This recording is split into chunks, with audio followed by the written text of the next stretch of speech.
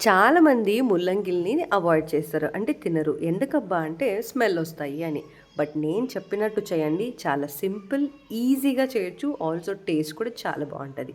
అన్నం, పప్పు, అన్నం, రసం, అన్నం, సాంబార్‌లకి అలా డిప్ చేసుకొని తింటే ఇంకా సూపర్‌గా ఉంటది.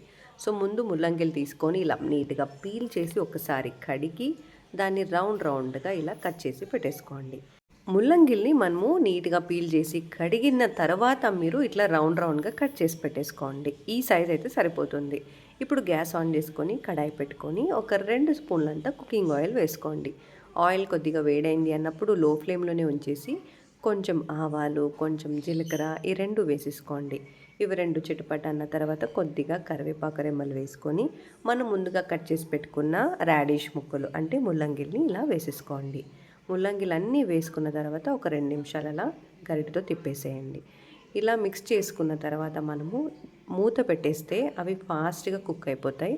సో, అన్నిటిని ఇలా మిక్స్ చేసుకున్న తర్వాత మనము మూత పెట్టేసి ఒక 10 నిమిషాలు లో ఫ్లేమ్‌లోనే ఉంచండి. లో ఫ్లేమ్‌లోనే ఒక 10 నిమిషాలు ఉంచితే అప్పుడు మంచిగా మనకి ఫ్రై అయ్యింది. హాఫ్ కుక్ అయి ఉంటుంది. అప్పుడు మళ్ళీ మూత తీసేసి ఇలా గరిటె తీసుకొని ఒక్కసారి ఇలా మిక్స్ చేయండి. ముల్లంగి ఒక 50% బాగా ఫ్రై అయిన తర్వాత కొద్దిగా పసుపు కూడా వేసేసుకోండి. పసుపు వేసేసి నీట్‌గా అన్నిటిని మిక్స్ చేసేసుకోండి.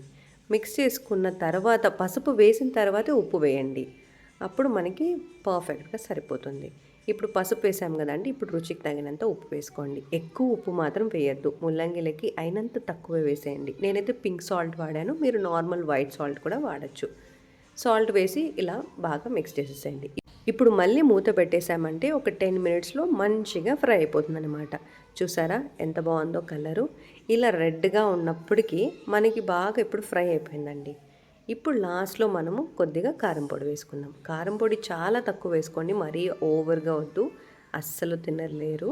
సో, కారం పొడి వేసిన తర్వాత ఐ ఫ్లేమ్‌లోనే ఒక 2 నిమిషాలు అలా మిక్స్ చేసి మీరు దించేసుకుంటే వేడి వేడిగా రాడిష్ ఫ్రై రెడీ అయిపోతుందనమాట.